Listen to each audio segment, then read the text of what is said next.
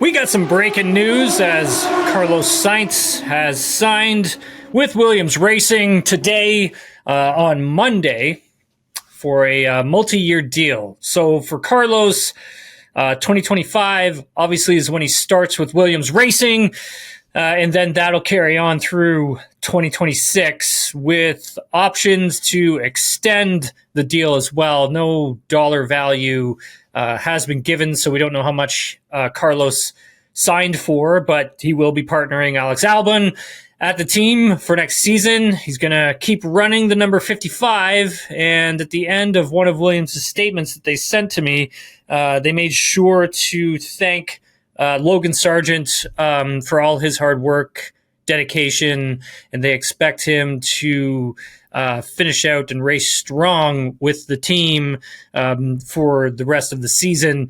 It's definitely an interesting story. Wanted to make sure that we put this in with the Belgian Grand Prix review pod. We knew we had some news on Carlos coming, but we just weren't sure exactly when.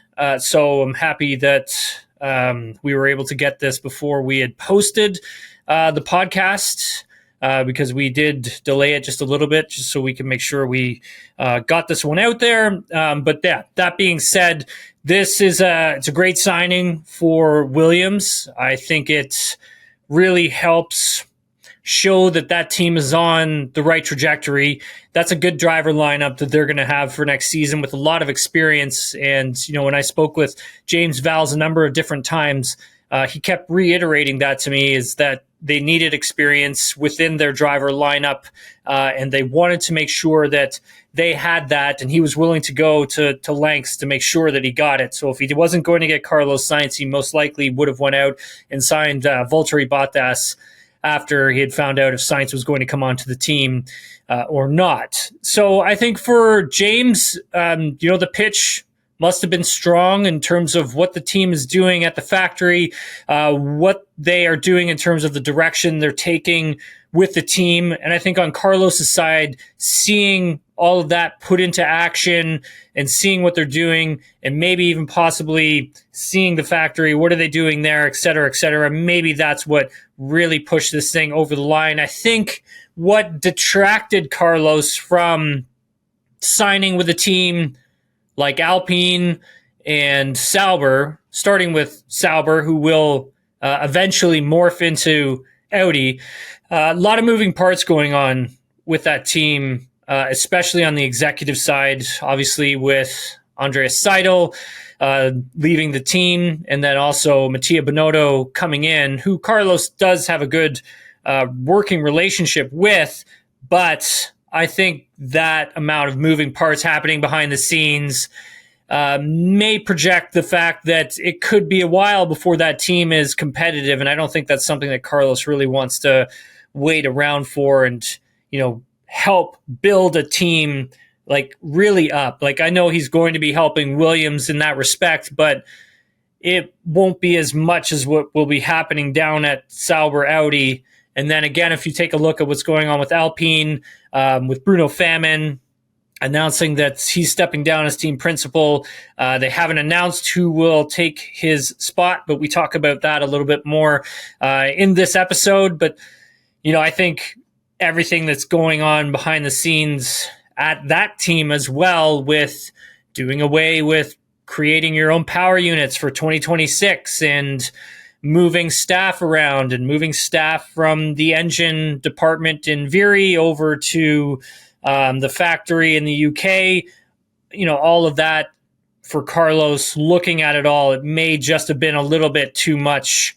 And maybe I think for him, he thought that, it was just going to take a bit too long to be really competitive with those teams, where with Williams Racing, most likely going to have a pretty strong power unit for 2026. And then next season, I'm quite confident in saying they are definitely going to be way more competitive next season than they are this season. They have seemed to have come to grasps with what ails them. It's just a matter of getting the parts ready, getting them to the car, also getting the weight down on the car too, because I think the Williams Racing chassis is a little bit chunky. But that being said, Great move, great signing. I like it a lot. So that updates our driver market and who's going where. We do touch on it a little bit later in the show, but just to confirm for everyone, at the moment at Red Bull Racing, it'll be Verstappen, Perez at the moment. And then looking over at Mercedes, it's going to be George Russell. Still unconfirmed as to who George Russell's teammate will be, but we think that that's going to be Kimi Antonelli. Over at Ferrari, you have Charles Leclerc and Lewis Hamilton. And then at McLaren, Lando Norris, Oscar Piastri. Aston Martin will have Alonso and Stroll. Over at Alpine, it'll be Gasly, and then who knows? Most likely, I think, it'll be Jack Doohan. Williams will be Albon and Sainz. RB will be Yuki Tsunoda, and then who knows? I have a feeling it probably will be Liam Lawson. And then down at Sauber, Hulkenberg, and I think that's going to be Valtteri Bottas, but we'll see. And then over at Haas, it'll be Ollie Behrman and Esteban Ocon. So at the moment, that's what the 2025 driver lineup will look like. The Red Bull Racing one may also change as well, but we'll get news on that later this week. Anyways, hope you guys enjoy the show. Just wanted to make sure that we got that news to you as quickly as we could. And yeah, let's get into it. Tim Rainey, I want to ask you a question. Oh, you just came out firing there. Eh? You're like 8:13 in the morning as we record this, Tim. We're a little bit bleary, trying to wake up. Let me ask you this. Which driver has the most points over the last 7 races? Which driver has the most amount of points over the last 7 races? Because we're at race 14. Lewis Hamilton. Close. Damn. Go with the obvious. The obvious. Like Oscar Piastri. No. Oh. He's number 3. Damn it. Number 1 is Max. Yeah, But get this, Tim. Max has 116 points. Lewis has 115 points. Oh, Oscar has 114 points. Isn't that crazy? dude, think about if the championship started. So what's I'm trying to go back. What's 7 races ago? What is that? Spain? Is it Spain or is it? Yeah. Wait, let me think. Spain or Canada? Is Canada 9? Race 9? I can't even remember. Let me pull it up. Let's get the schedule here. Yeah. So we're on race. We just finished round 14. Right. So I think it would be it's round 7. Monaco would be the. I think would be the starting point. We're like Imola. Sorry, we're like Miami, Imola. We're like in and around there. Yeah. Okay. Isn't that crazy? Okay, yeah, but just think though, if the championship were to have started there, it'd be close. It'd be real close. I mean, obviously, Red Bull would not be. McLaren would be number 1 in the constructors, and I think I think Max would be a point ahead on Lewis Hamilton, and we'd be getting a Lewis Max battle, which would be so awesome. Everybody wants it. Come on, like everybody wants it. I have to tell you, I sent a text message to the group, and you saw this, but for the thousands of listeners that are not in our group text, and thank goodness for that, because embarrassing things are said. I said that my two favorite races this year have been, unfortunately, but fortunately, Mercedes wins.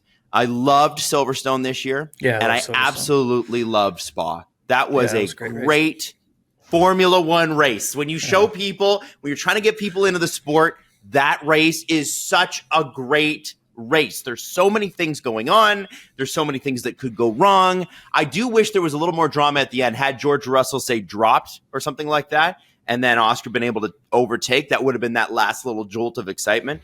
But at the end of the day, didn't matter. He didn't get any points anyway, George, unfortunately, and we will talk about that. What a classic race. And I guess, Tim, I want to start with, let's start with Mercedes. Let's start with George. Forget the disqualification. Okay?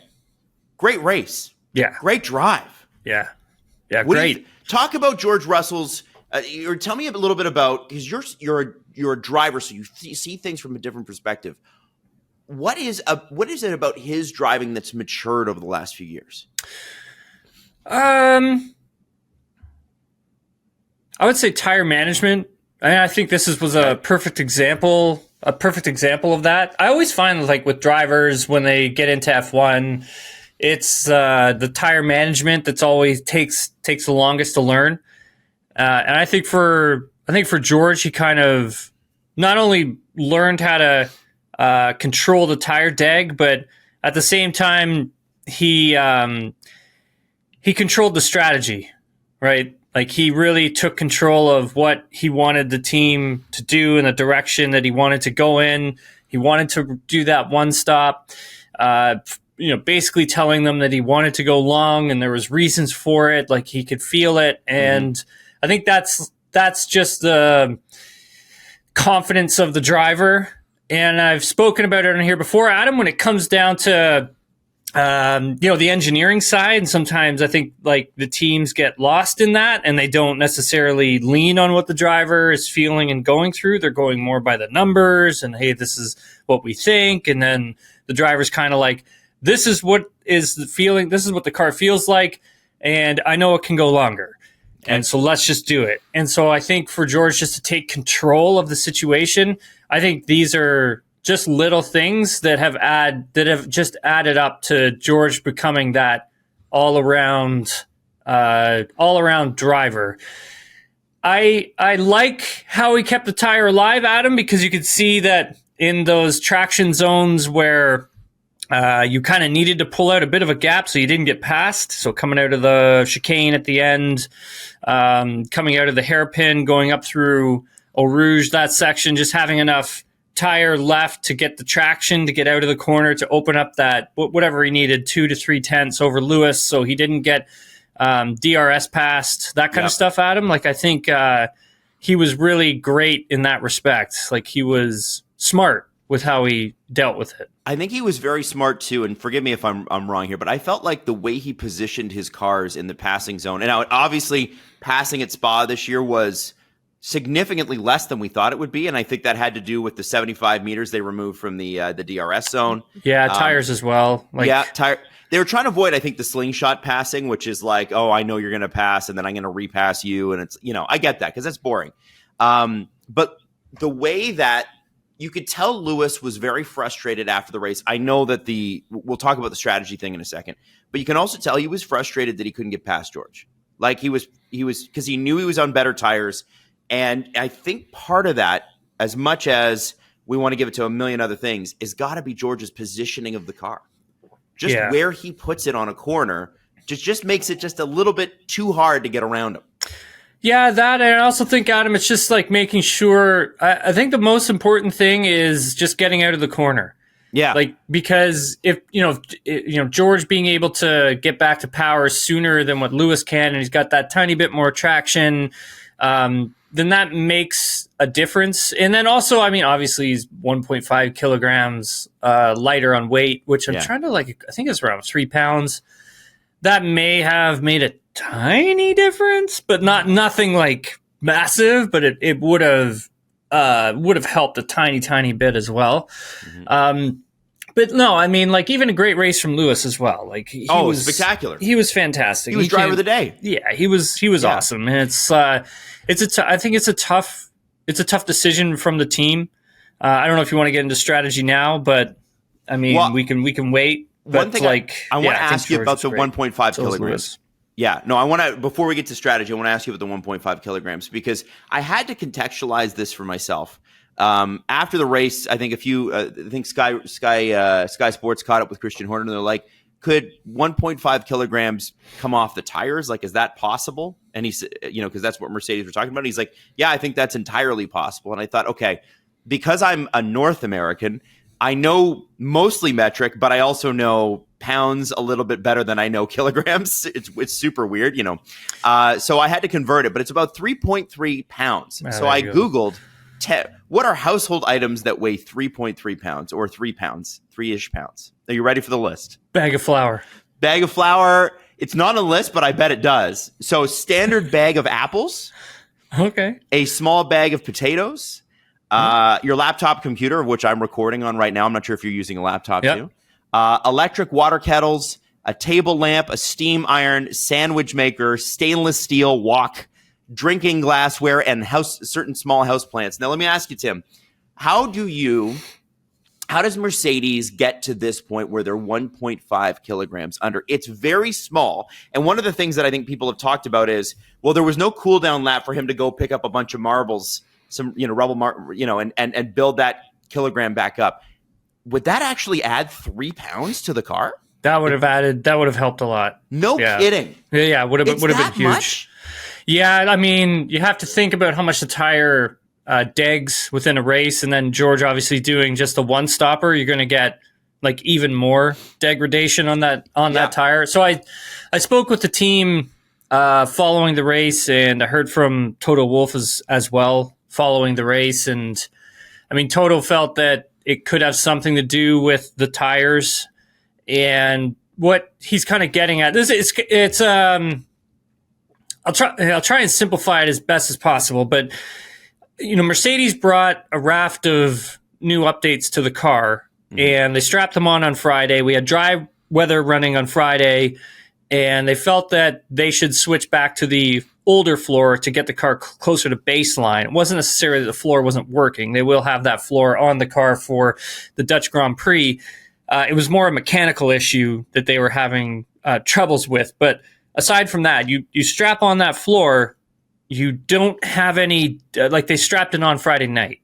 Yeah. You don't have any running data on the slick tire and long runs. And what does it do? So you lose out on that because Saturday was raining. Right. And, you strap on the intermediate, you're on the intermediate for, most of those sessions, all of the sessions. And you get to Sunday. And now during Sunday, you're right into the race. You haven't had enough time to understand how much the tire is going to deg, like how much with the setup that you've now got on it with the new floor. So I think there's something like in the mix there as well when it comes to how much the tire was degrading. And then into the race, George doing the one stopper. You have higher levels of degradation.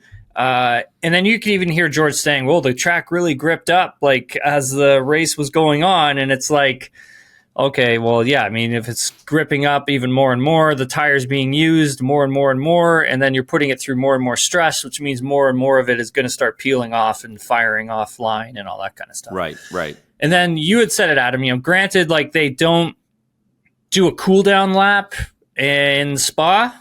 And that's an issue for George because you can't go offline, you can't pick up the marbles, you can't get that, you can't get the marbles embedded into the tire. So all the stuff that you were losing, you kind of can't really put it back on, right? Because they basically, as soon as you take the checkered flag, you circle around at the hairpin and they shoot you right up the pit straight, and that is it, right into celebrations. Wow, and so they think so. A lot of us think that's where it was. Mercedes, when I also spoke with them, they weren't sure like if that was exactly the issue, and they have to do some more investigating and get some more data to really confirm what happened with the weight limit with George's car.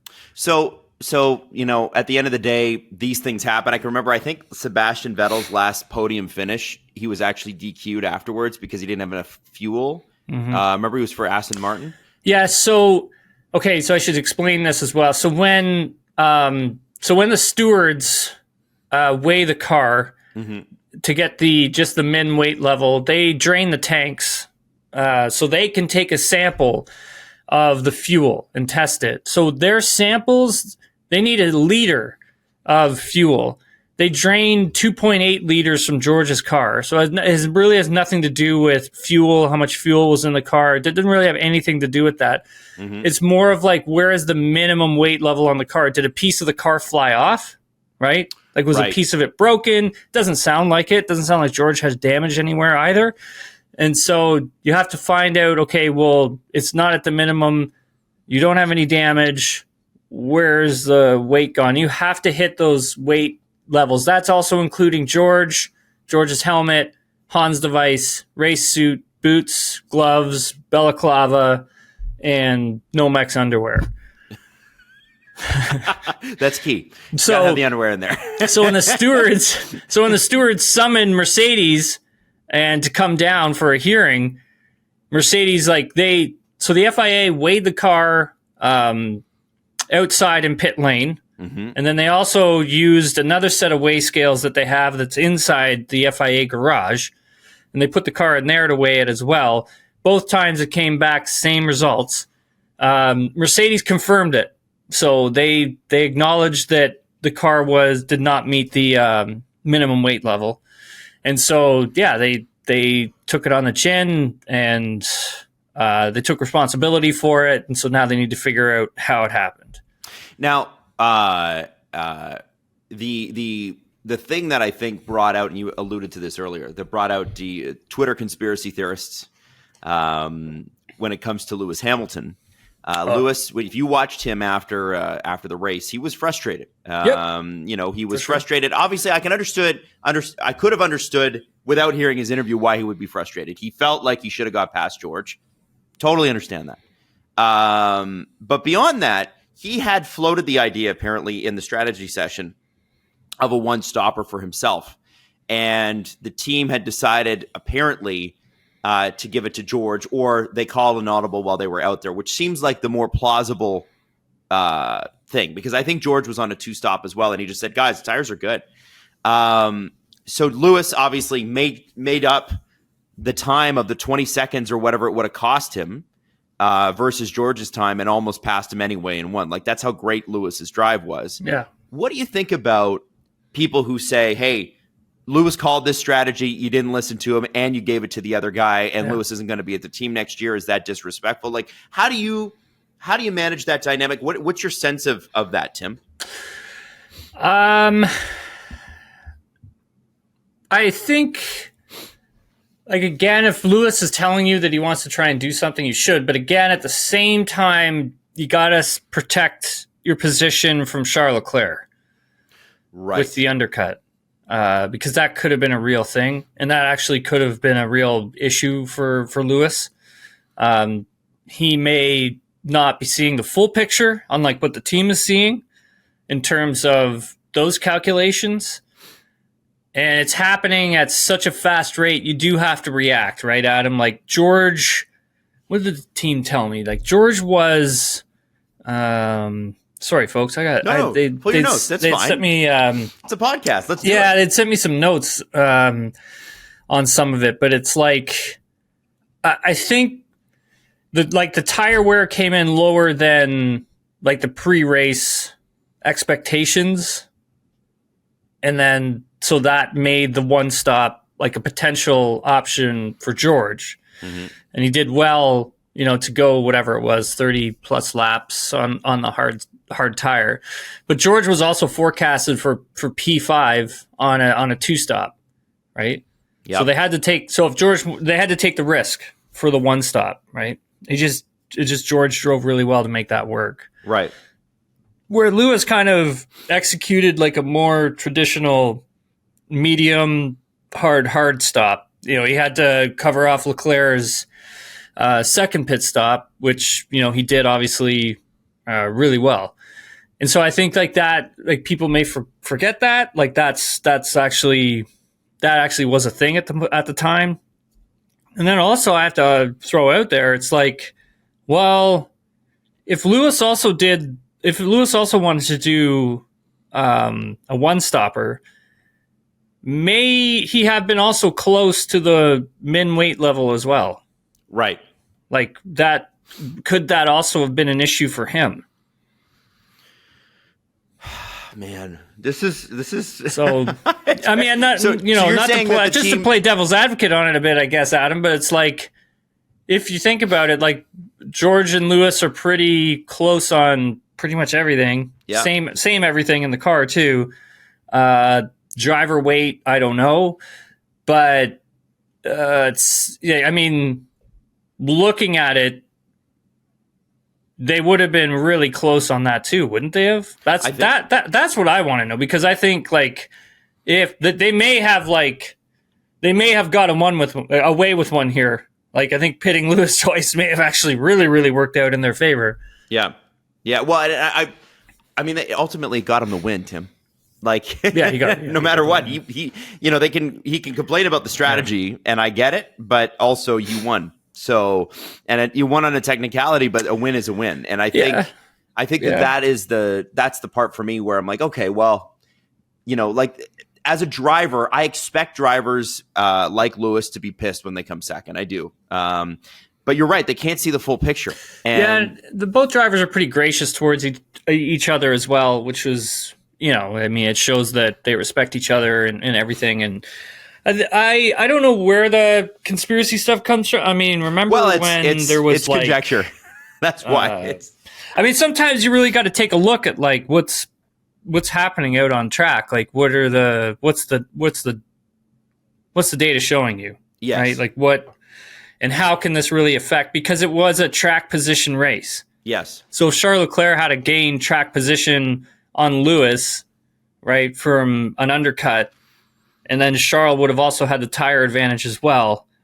Chances of Lewis trying to get by Leclerc probably wouldn't have happened because of that tire advantage and the fact that Leclerc also would have had track position. Mm-hmm. And track position was key in this race because the more clean air you were able to get, I mean, look at what Piastri did when he had clean air before his second stop. Like he said the car came alive. Freaking flying, man. Like he was the fastest driver on the track. Like it was wild. Like I think if there was a few more laps left in this race, I mean, it probably would have came down to like Hamilton or Piastri fighting for victory. Like which would have been fun. Oh, yeah, it would have been great. But I mean, like these are just little things that I think, in the moment you kind of have to really take a look at. Yes. And so I guess the next place to go logically, strangely enough, is not, McLaren, which we will talk about because there's a few issues there. But I think obviously now clearing up the fact that Mercedes aren't intentionally disrespecting Lewis Hamilton, which again, I have a hard time believing they ever would do that because I mean, Mercedes is going to take a win. Mercedes is going to take a win from anybody. If it's Lewis or Drew, they don't care. Like they need wins. Like that team is extremely competitive, and they'll like just to get a 1-2 is like a huge deal for them, considering where they started the season and where they are now, and where they've been the last 2 years. Terrible. It's been horrible, man. They were going to do anything to get wins. It doesn't matter who got the wins. They wanted wins. Absolutely. So when we go to Red Bull, I messaged the group chat, the infamous Nailing the Apex group chat, and said I think Max is going to make his way up the field. He's going to be on the podium. Like going into this race, I think we all thought passing would be easier, just because of the space, because it's a real racetrack too, right? Yeah. And it wasn't. And Max did a pretty good job, I think. Given all where he had to start and that sort of thing. What is extremely frustrating if you're a Red Bull fan is Sergio Perez and his performance. Now I'm looking at specifically Helmut Marko's comments where he basically says that is not where we expected. Sorry, that's not what we expected from him. He completely collapsed, especially in the last stint. That is a pretty on the and if you look at Sergio's placing and positioning. He is the 8th of the 8th. Those are 4 best teams, right? Ferrari, McLaren, Mercedes, Red Bull, and he is the 8th driver of 8. And he started higher up. He started P2. Started P2, and then the way he raced, it actually ended up helping a lot of the other teams that are challenging Red Bull. So. In one respect, hey, Sergio made it to Q3 barely, right? I think it was 0.6. Squeaked in. It was less. It was 3. I think it was like 3 100ths. 3 100ths. That he beat Alex Albon to P10. Like Alex Albon. Alex. I think it was. I'm trying to remember this correctly because it was a couple days ago, but. I think if like Alex had have been able to gain 3 100ths in his last push lap, he would have bumped Sergio out of qualifying. And with respect to Williams, it's a Williams. Yes, like it's not there yet. No, not at all. I mean, it's not good at him, right? Like he had he had a good Q3, but the Q2 was where the concern is. And then even in Q3, I mean, he was still 6/10 from Max? Yep. And he was P2. So, because like Leclerc had bumped him. So, but anyways, regardless, it was a front row start for Sergio, and he went backwards. Yes, and he ends up because of the disqualification of George Russell, ends up in 7th. But during the actual race, he was 8th. Max finished ahead of him despite starting in 11th. What do you say now about Sergio Perez? Because there is the video circulating online of Laurent Mekies and Laurent Mekies team boss at RB, not AlphaTauri. I don't know why I wanted to say that. And Christian Horner. And Daniel seemed very happy with his race yesterday, and then he was not looking forward to the break because he wanted to get back out and racing. So obviously there's a lot of conspiracy around this. There is also the reports that Liam Lawson and Daniel Ricciardo will race in the 2022 Red Bull at Imola on Wednesday this week in a shootout to see who will get the seat. Although, Tim, I got to be honest with you, I find it hard to believe that they're going to do a time test with 2 drivers and go, all right, you're next to Max Verstappen. I feel like they're probably more prepared than that. Yeah, I mean, what do we know? So I think for the most part, like Helmut Marko and Christian Horner, they're meeting. So we're recording this on a Monday, early morning. They're meeting today. Like they're meeting on the Monday, to discuss not only what they do with Sergio, who replaces him, but a raft of other things. Like what do they do with Liam Lawson? What do they do with some of the drivers in their young driver program, et cetera, and I'm sure other things as well. And then they're also doing a test, like you had mentioned, Adam. It's a filming day, which is one of them. But then they're also using I can't keep forgetting the name of this, but basically they're running the 2022 AlphaTauri car for a comparative test between Daniel Ricciardo and Liam Lawson. And then they're also doing a filming day, but that's with Yuki Tsunoda. But Yuki's not known to be in line for the Red Bull Racing seat. Right. I highly doubt, like whatever happens between Lawson and Ricciardo, I just highly doubt that it's Liam Lawson that jumps in there, because I just don't think you want to break that guy right now. Like you got to build him up. You got to build him up. You got to build the confidence. You got to get him ready. And you got to get him Formula One ready, and that takes a few years. When, they do end up deciding to make a decision, whatever it may be, I think Sergio could be done here, Adam. I think this may be it. It seems a little hard to believe, though, right? Because this is 6 races ago. He just signed a 2-year contract. Yeah, and I don't think this is something that Red Bull really wants to do. It's tough to watch for sure. Like Sergio's not like a horrible driver, right? Like, no, he's a good driver. He's not. Like, he's driving a car that's not built for him. Max has a unique driving style that's particular to what he does, and that car is really difficult to drive. But again, you're starting P2, you should at least be in a car that should have, I think Max, if Max had some more clean air and he had a better start than what he did, he had a good start, but he could have had a great start. Even if either way, I think I think Red Bull was the fastest car this weekend. So it's tough, man. Like that's a tough one. And you've got McLaren breathing down your neck, and you've got to win this Constructors' Championship.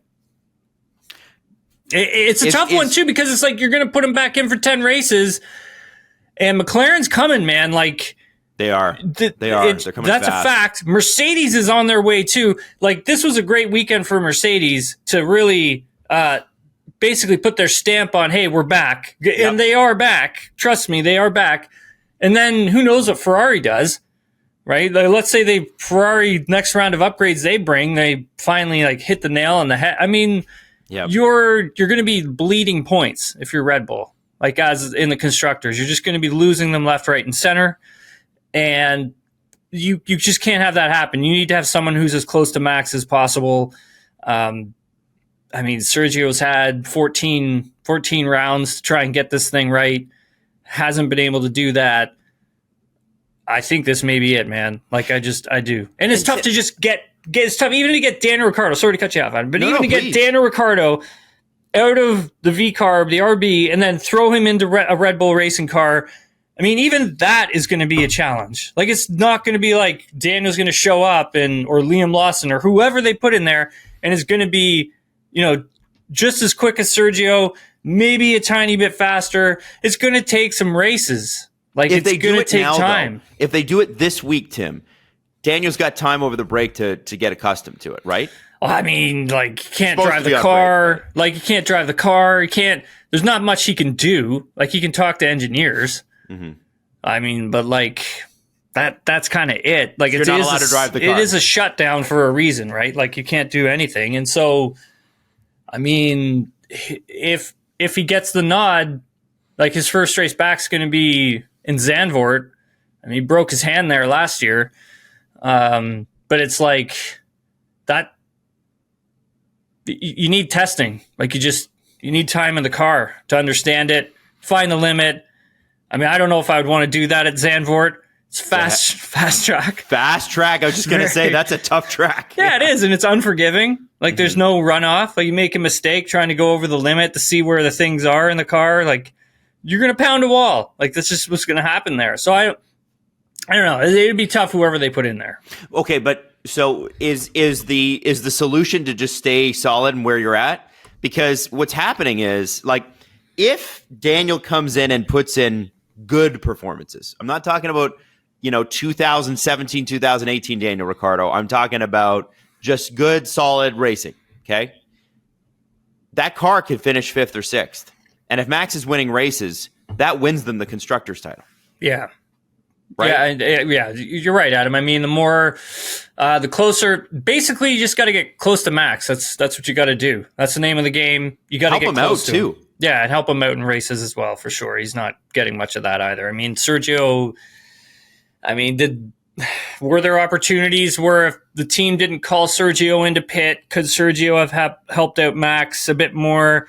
I mean, Lando was breathing down his neck, so it's just, there's so many different things. Like, you could have taken some of the pressure off of him there. Like, it's definitely a tough one, man. They've got a very difficult decision to make, and one that could really affect them for the rest of the championship. Season. Well, what makes the most sense to me here, and obviously people have been saying it doesn't make sense to have Daniel at a development team, blah blah blah, and it, with the theory that they have, no, it doesn't. But I think Christian brought Daniel in for specifically this last year. Is if Sergio doesn't turn it around, we're going to put Daniel in that car. And obviously he broke his hand and Sergio's performance came up and they thought, okay, well, we'll keep Daniel around, see what happens. I think it just makes too much sense to move Daniel into that spot. He and Max really get along, right?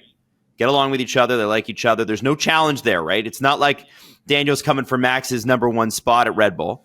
And you put Lawson in the car for the last 10 races. And next year you've got Yuki and Liam, and then Daniel and Max. Like, that's a solid lineup, I think. It just makes too much sense, right? And I don't think, like, when I look at Pierre Gasly's performance in the Red Bull senior team, when I look at Alex Albon's performance in the Red Bull senior team, they were not allowed the same leeway that Sergio Perez has been allowed. They had screw-ups. They were young drivers, though. They were kids. Yep. And they got half a season.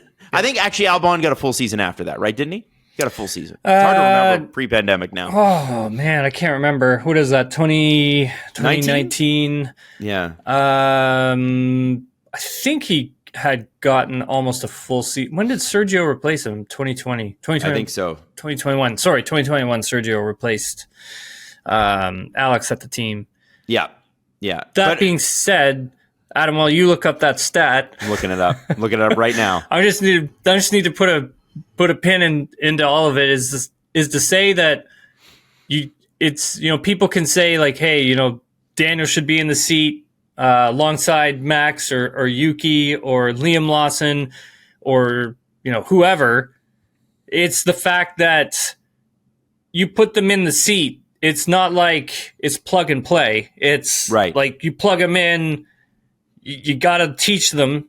They have to understand the car. They have to understand the limitations of the car, and they have to figure out how to work with the engineers to get the car to where they want it and their driving style that suits them. And then you got to see what's the difference then to Max. Right. And then what can you do to close the gap to Max even more? And so all of those fine details take time. It takes time for the driver. The driver has to build the confidence, and everyone's just like, oh, not everyone, but like some people are just like, oh, the drivers are just driving car, driving, just drop them in, gonna be fine.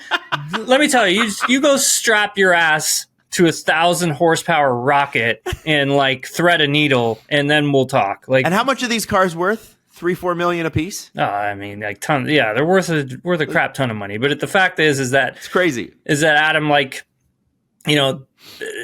it's like what these guys are doing is not easy. Like, it's extremely, extremely, extremely, extremely hard. And to find those last bits of time that are left on the table is really difficult to do.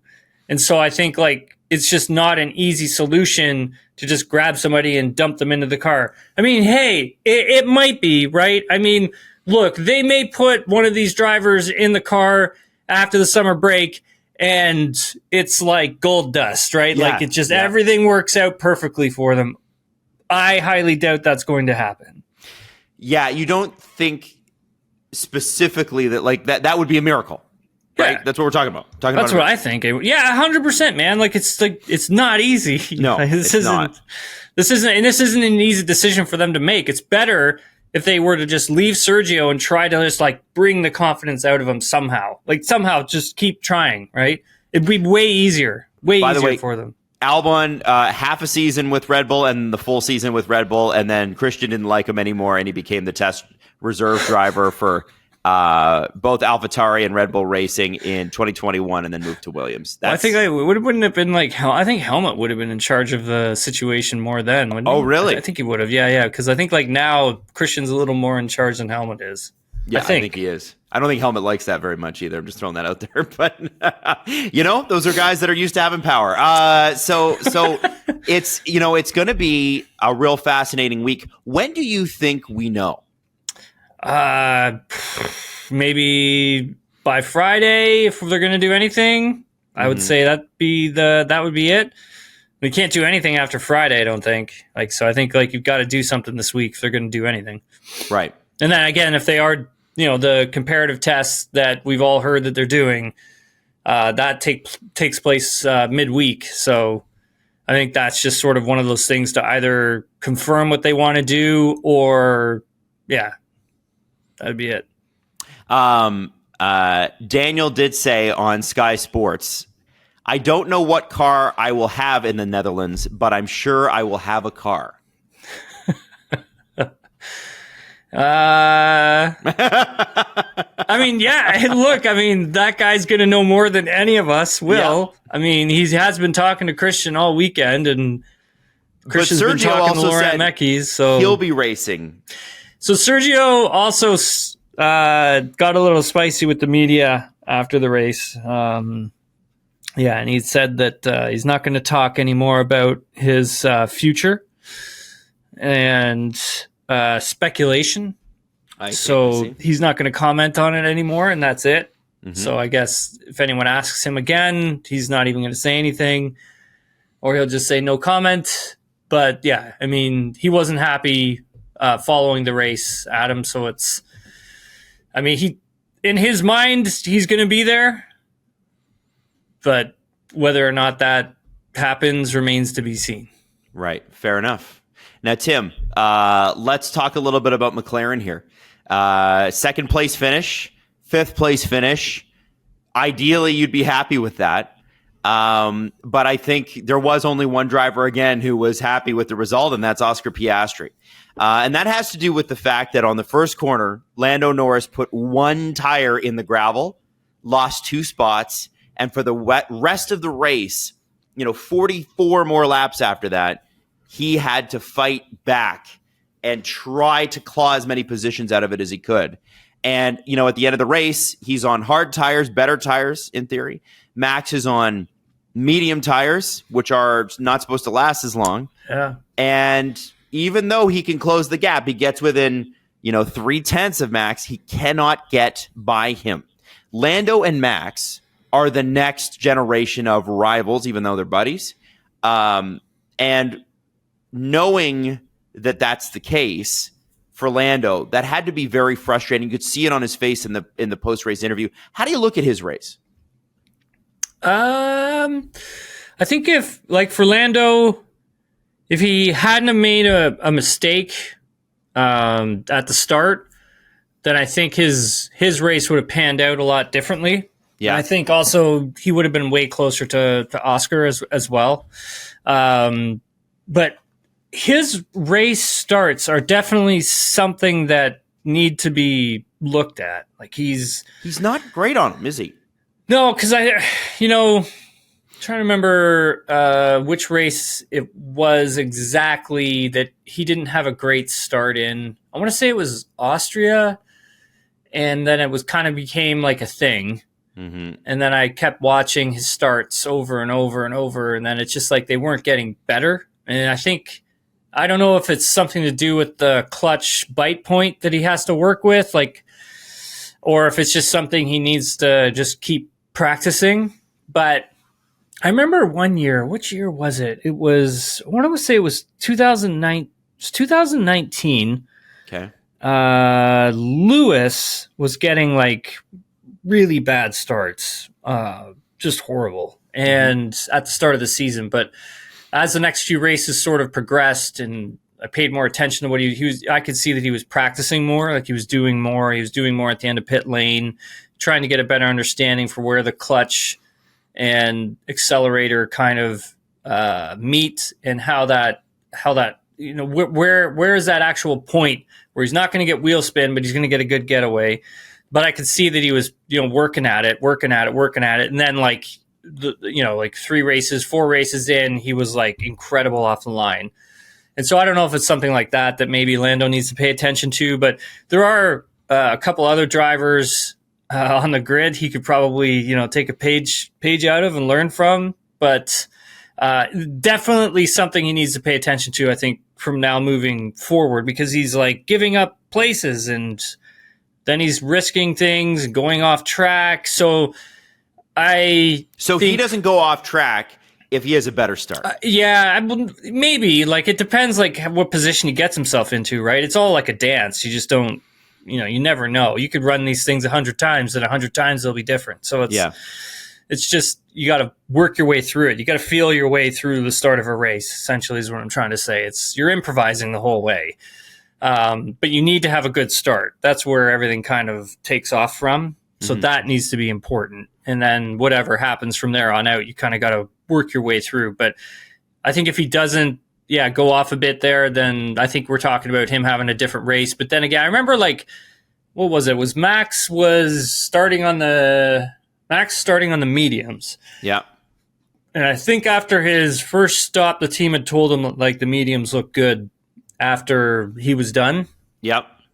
And so that's why I think he knew what to do with the mediums from then on out, because the way he drove them in the first stint, then he knew that he would be competitive on them in the final stint.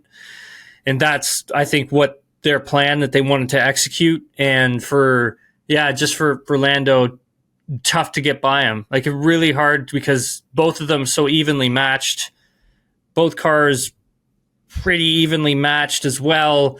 It was a difficult race for him. You could see him in the press conference. He just wasn't happy, right? He was just upset. I mean, Max took more points out of him in the Drivers' Championship. Yep. I think a lot of us were hoping it was going to be the other way around. Yep. So we could kind of get this, get a storyline, get this battle going in the right direction, which it probably already should be. Yes. So, I mean, Adam, if we sit here and we actually say, he should have won here, should have won here, should have won there, should have beat Max there. We are talking a different story in the Drivers' Championship. We are. If we look at the 2024 season here, he probably should have won Silverstone had the team not screwed that up, right?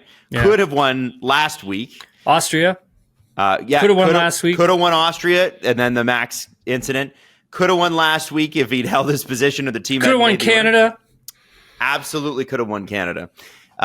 So yeah, like we need to. Lando, I think he seemed very frustrated, like really pissed in the interviews, and I felt like what the guy needs is a break, because I think everybody sees the talent, everybody sees that he's got the car. Oh, yeah. I think he's putting a lot of pressure on himself. Well, maybe. I mean, because Adam, it's like it's right there. You know what I mean? Yeah. Like the performance, like everything is right there. And as a driver, when you kind of see that and you don't execute on it, it is very frustrating, because like, hey, I got good equipment underneath me. I just kind of got to put it together now. And then the team's got to put it together on their side. And like, we're right in this thing. Like, we're right back in it. And so like, I can see why he would be frustrated. Super talented driver, obviously. Right. So it's, I think not only Adam, I think is this, even though it's kind of sucks for us, right? Because we're not getting the storyline that we probably should. But I don't think it's bad for him, because I think also he's learning. Yes. Right. Yeah. And I think that's really important for a driver, because, and then everybody would say, well, they shouldn't have to learn when they get to this stage, or they shouldn't have to learn when they get to the front of the grid. I'm like, let me tell you, I got news for you. It's different at the front of the grid than it is at the back of the grid. Yeah. Okay. Two totally different things. There's way more stuff you have to deal with at the front of the grid, especially if you want to win a race. So I think, and especially now with how close things are, it evolves even more. And so I think like for Lando, I think, and even for Oscar too, like these are all great learning exercises for both of them that they can take with them into next season. And I mean, they can also take with them into the next 10 races, which are going to be incredible. But again, I mean, your McLaren, I think, is kind of looking at it like, let's try and get the constructors and set ourselves up for the drivers and constructors next year. Right. And I think that's, I think if you're Lando, you got to look at it like, okay, I'm going to try to do, we got to win the constructors, number one. Number two, I'm going to try to just straighten out my performances a little bit here. And if I can grab a few wins on the way out, then that sets me up beautifully for next year. But I think the thing that nobody's talking about yet that we may need to is that Oscar Piastri very quietly is performing extraordinarily well. Yeah, good point. Like really well. Yeah, good point. And maybe it might not be Max that's the problem next year. It might be Oscar. Yeah. They interviewed Martin Brundle on the. That's a good point, Adam. I mean, well, look at the last 7 races. What I tell you, it's Max, good it's point. Lewis, and it's Oscar. 1, 2, 3, and there's 2 points that separate them all. Mark Webber was interviewed by Martin Brundle before the race yesterday. And he's like, what do you think on the race walk? I love that. And Mark, whenever Mark talks, I'm like, I'm listening to this guy because he's always interesting. Sure. And you can read a lot from Mark Webber. When he's pissed, you know it. When he's relaxed, you know it. And he seemed very relaxed. I think that the Piastri camp quietly are feeling pretty good, and they should. Yep. It's like this guy, like, does this feel like Oscar Piastri feels like everything? There's always these highly touted drivers that come along and they either turn to something, like Max was highly touted, turned into something. I think Kevin Magnussen was a guy that was like, whoa, this guy's going to, Mick Schumacher. There are guys that come through and you're like, oh, Oscar feels like the real deal. Oscar's like, yeah, it's like, oh, wow, that's better than I thought in year 2. Yeah, no, 100%, Adam. I think one of the things that I've talked to Oscar about a lot is the amount that he's had to learn this from his first foray in Formula One last season to now, and just how much he's had to kind of really soak in. And it's amazing how far that guy has come in such a short period of time for something that usually takes quite a few years.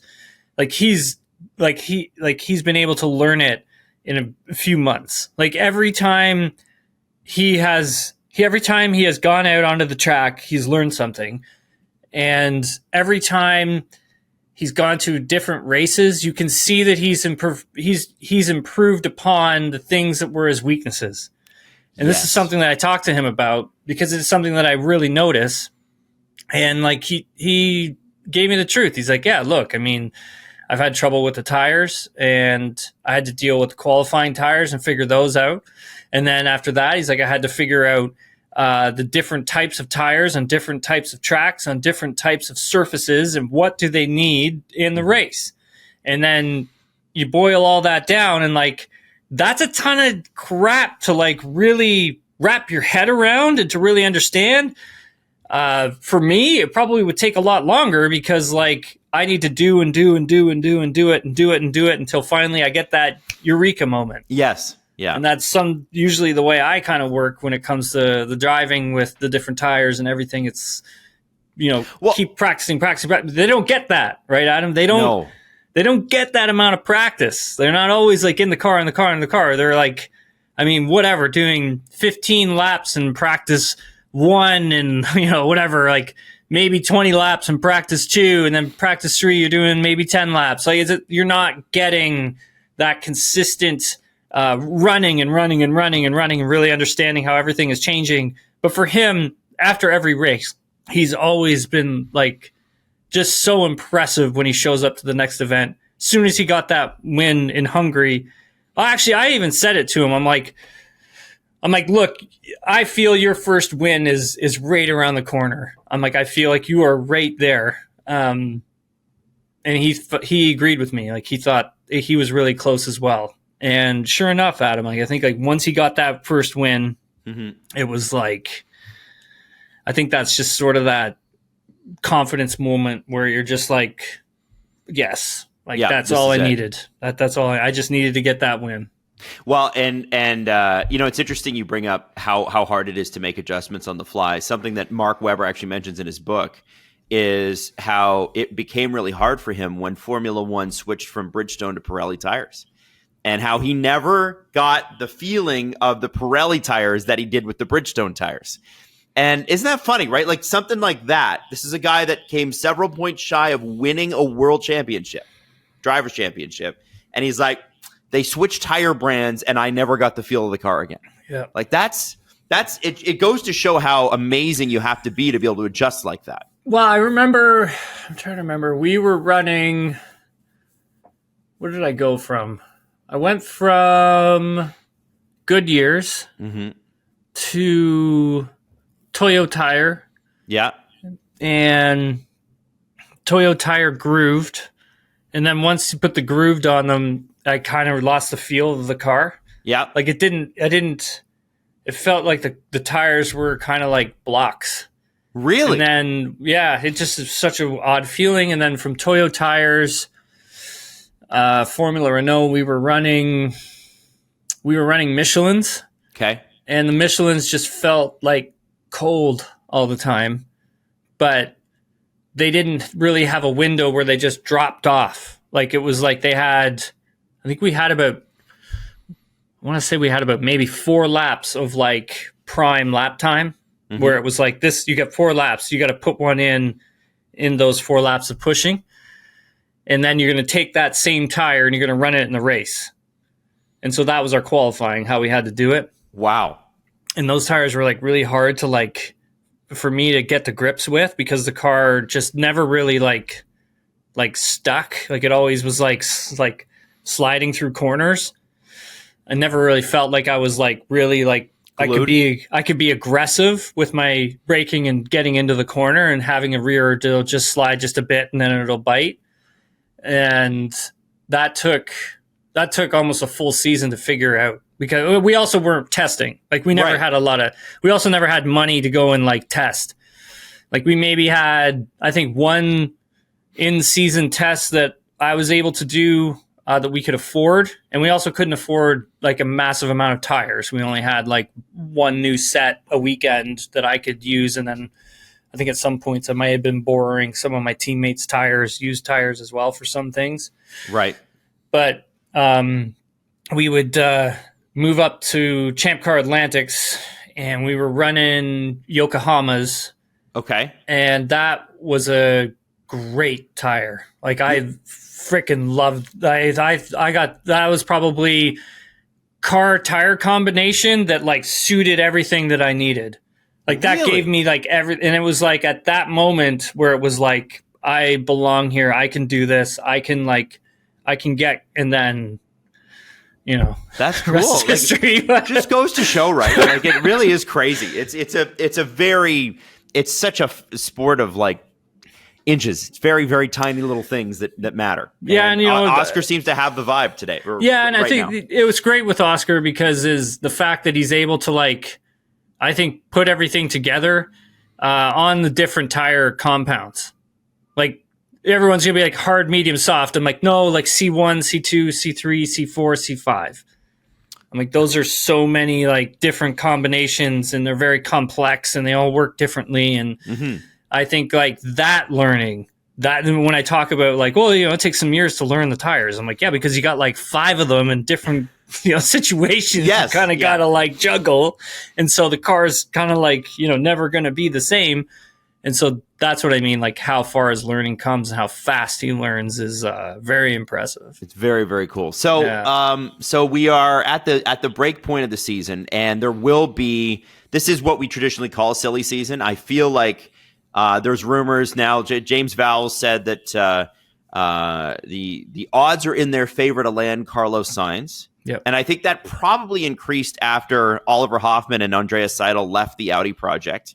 Because they were the ones trying to sign Carlos Sainz. Yep. And Nico Hulkenberg had comments on that saying it was a real surprise to him, but because he loves Andreas Seidel. I believe that he raced the 24-hour Le Mans race with Andreas Seidel, or one of those enduro races. Yeah. I'm not sure if it's Le Mans or what. Yeah, I can't remember, but yeah. But regardless of that,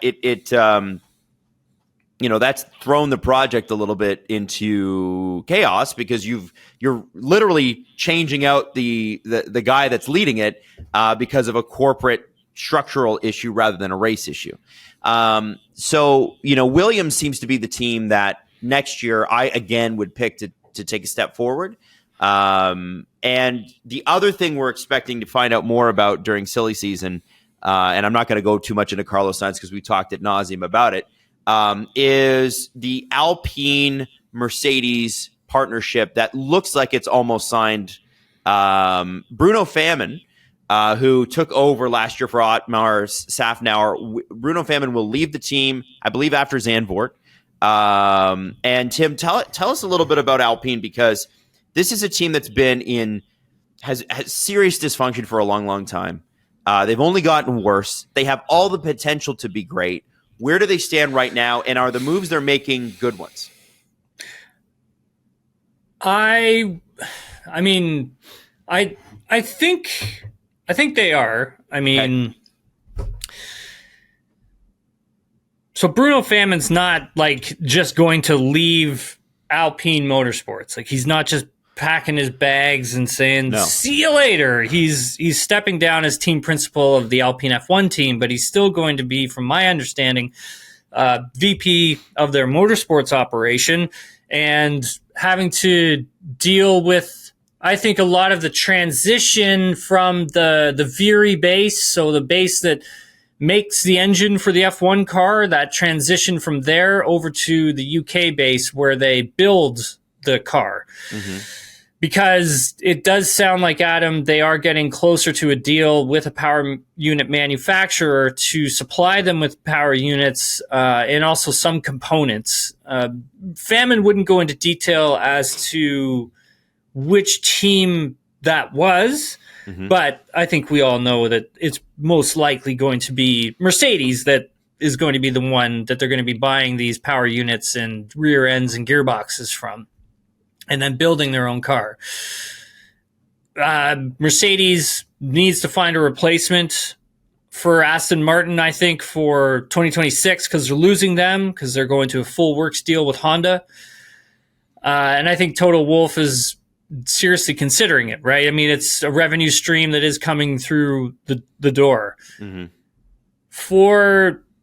I think for Alpine and the issues that they may have are on the union side, and I don't know French law and working law and all that stuff at all. But it does sound like that is going to be a difficult transition for them. And I think that what they're trying to do is making sure if they're going to really shut down the engine department, that other folks have a place to go. They have a job lined up somewhere. So I think part of what Bruno Famin has to do is in that realm. I think he may have to try and either transition some of those people to the race team, transition some of those people to the factory side, and figure out what to do with the rest. Because I don't think they want to just go through and start just laying people off left, right, and center, because I think that would be there'd be quite a few layoffs. And I think what they're also going to do is take the money, or at least some of it, from the engine building side and start putting it into the car building, chassis building side. So funneling some of that money over.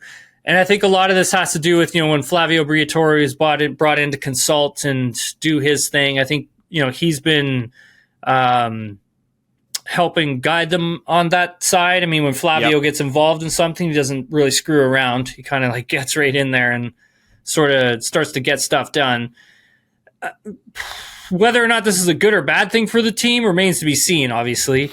But I think if you're Carlos Sainz and you're seeing all of this movement there as well, and everything that has to go on behind the scenes at that team, maybe that's not something that really encourages you to want to go there. Thus, you're probably, you're going to go down to Williams, have another conversation with them.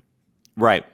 And who is going to replace Bruno Famin? The rumor is that it will probably be Oliver Oakes. He's basically like the team director for High Tech, which runs cars in Formula 2, Formula 3. He would probably make the step up and take over for Famin in that position as team principal for Alpine. That's the rumor. Nothing official yet. Famin won't officially step down until the end of August, and that's when they will implement a new team principal at the same time. But I mean, a lot of moving parts there, right, Adam? They got a lot going on. Yeah. It's an interesting one. Obviously, if you are down for if you're down for a bit of a project as a driver, Alpine could be a really good one, right? Because getting that Mercedes power unit in there, the team seems to be rather than falling, they seem to at least have turned a managerial quarter. Like, this is the direction at least we're going. Yeah. And they, Ocon and Gasly have put in some pretty good performances. They have been able to improve the car this year. It's not as bad as it was. They've jumped to the mid pack, I think. Which, Adam, we had a lot of questions, and I think we answered some of them in our opening chat with George and Mercedes and Lewis. Yeah. So for Fiona, she asks, do you think the Alpine speed is a definite step up or more track specific? What do you think, Tim? Because I don't know. Yeah, look, I think they have made a lot of really good gains on their development side. Ocon had a really great weekend. That guy, he was awesome, considering the start of his weekend was not good. He had water pump issues. They had to park the car. He didn't get a full realistic practice sessions in. And then obviously qualified the car quite well and raced very well. Yeah. And Pierre really didn't. I felt Pierre kind of had a rough go of it this weekend. I think they've made steps. I'm not going to say that by the time we get to Zandvoort, this is going to be the fourth fastest car and all that kind of stuff, because I don't believe it.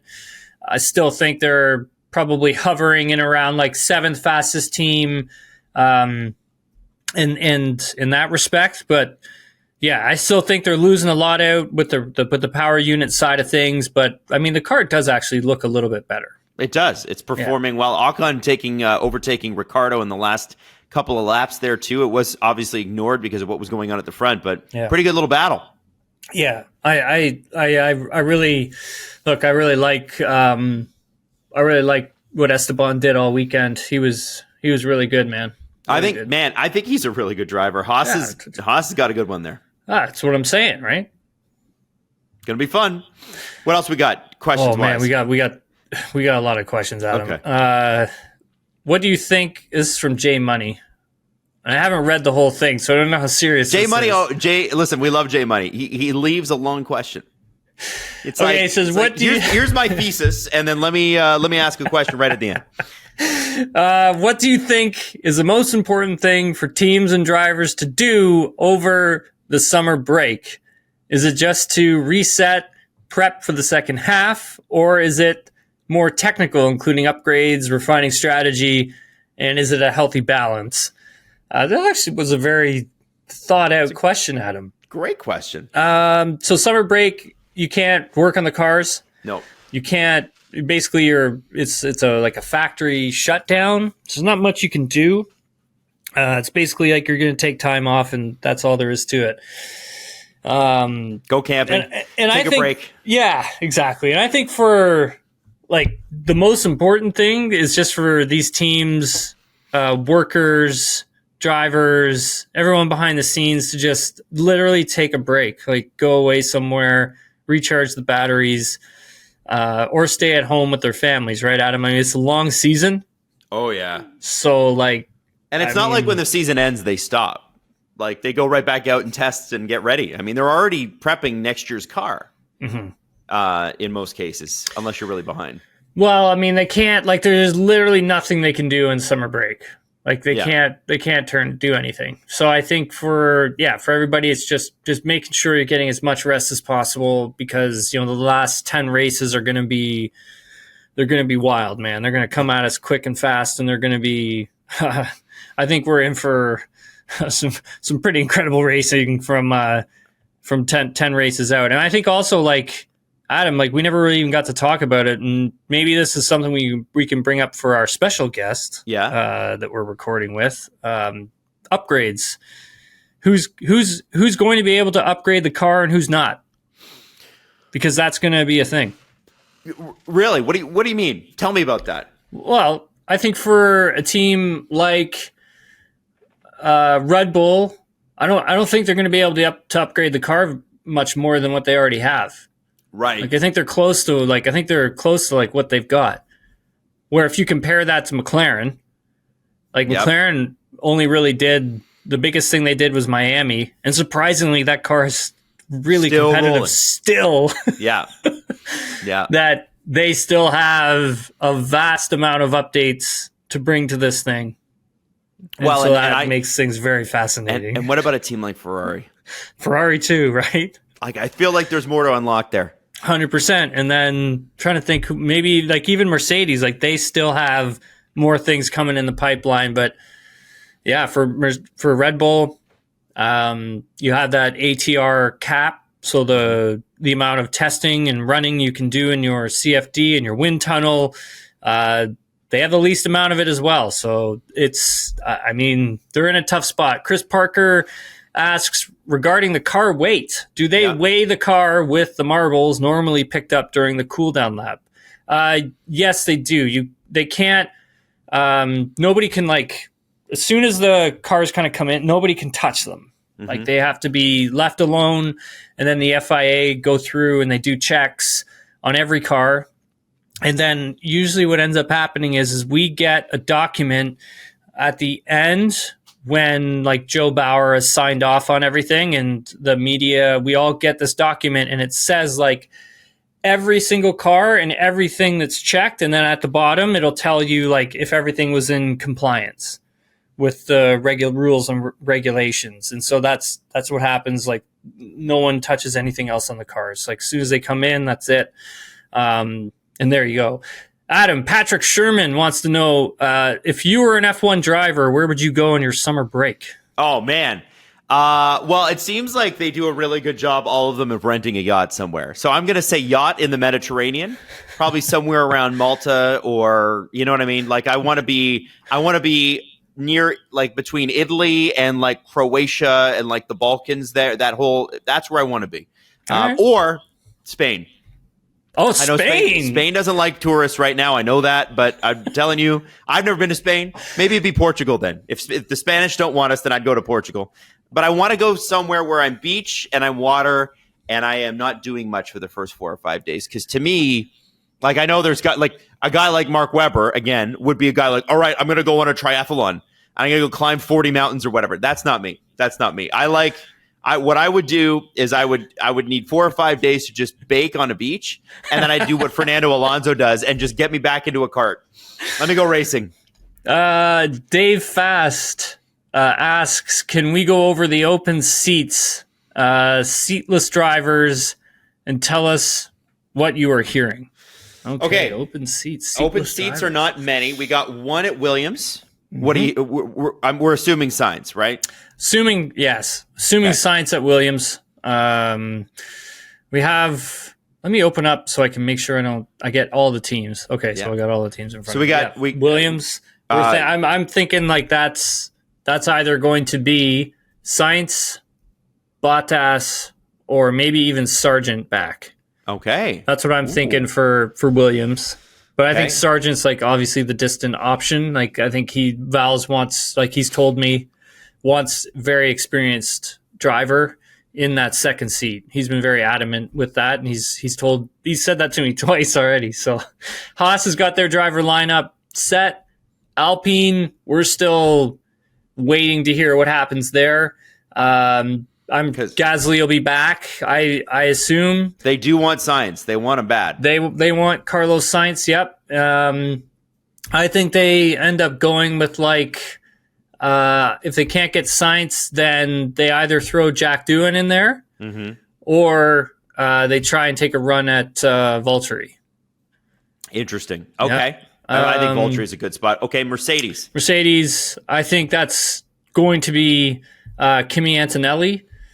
If not Carlos Sainz. I still like look, I mean, because I think Sainz wants a 1-year contract now wherever he goes. Yep. So I mean, if Toto's going to offer 1 year, and that's what was happening at the beginning of the season, then for me, that would be a good spot. Sauber Audi. Yeah. That's Hulkenberg at the moment and still undecided in the second seat. And I think you've got a mix of drivers for that Audi seat, Adam. Sainz, Bottas, and I don't even know if like Zhou would be in the mix or not. Hard to say. I think with Mattia Binotto showing up, it definitely changes a lot of things at that team. Certainly it does. Yeah. I wonder, I know that he said that he just wants one more shot at Red Bull and he doesn't want a project team. But I do feel like Daniel Ricciardo, if it didn't work out at Red Bull, would make sense specifically for Williams in the experience level. If you don't get Carlos Sainz, and Audi would be great because he pulls sponsors, he pulls eyeballs. But he may just not want that. Yep, that's true. So I think I think Magnussen probably ends up without, like if we're going through driverless or teamless drivers, Magnussen probably not back in Formula One next year. And there's a chance here at Red Bull, I think, that Perez or Ricciardo will be without a seat too. Right. So and that leaves, if you're going to say that Perez is without a seat, then that Audi option could also be there for him as well. Right. Yeah, you could give that a shot. I don't think you'd mind that. Yeah, and who knows? They may take a shot on him, right? They may think that, hey, he might be good with some Red Bull information he could bring to us, kind of deal. And then RB Absolutely. Obviously is the other one. We don't really know what's going to happen with that second seat at RB. I mean, obviously Yuki Tsunoda's already been confirmed, but yeah, we're not sure if that's going to be Daniel Ricciardo in there or Liam Lawson. I got a feeling if Sergio loses that seat at Red Bull Racing, I think Ricciardo moves into there, and I think Liam Lawson moves into that RB seat. Right. Okay. Wow, there you go. So that's how, kind of see it at the moment. Whether or not it's bang on, we'll find out. Louis asks, as we head into the break, do you think... who do you think has the most positive momentum and the most negative momentum?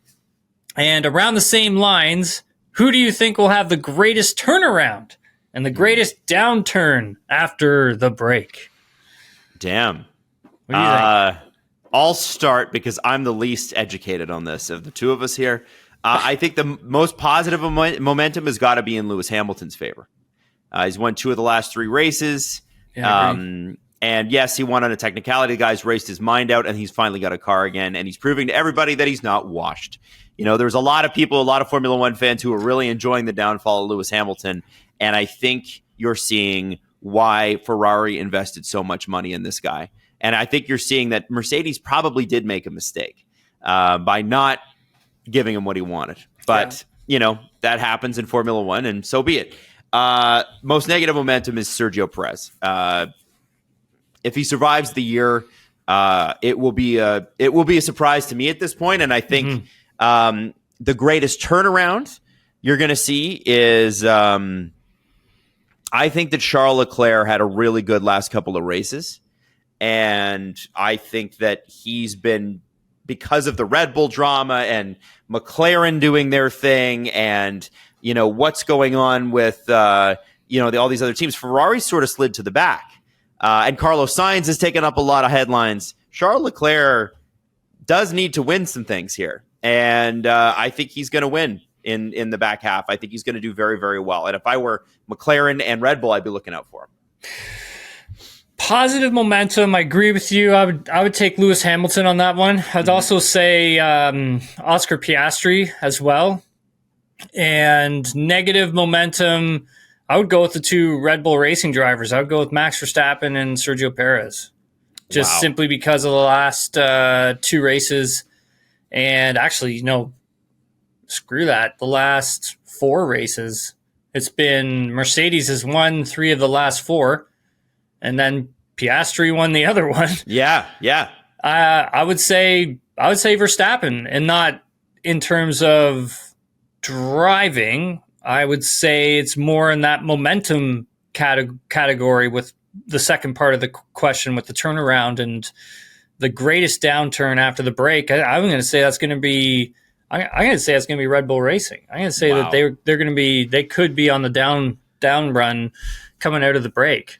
Because I like I had said with upgrades and how much can teams bring upgrades to a car, I don't necessarily think Red Bull can bring too much more to their car. And Max hasn't been totally happy with the car, moving forward. So those are my thoughts, not necessarily meaning that they are true. Well, but okay, I think they're pretty close. Nobody believed it at the beginning of the year, Tim, when you said, shit. No one believed me at all. I told you it was going to happen. Tim said by 5-6 races into this, we're going to have a real season on our hands. Red Bull will be caught up with, and look at what happened, Tim.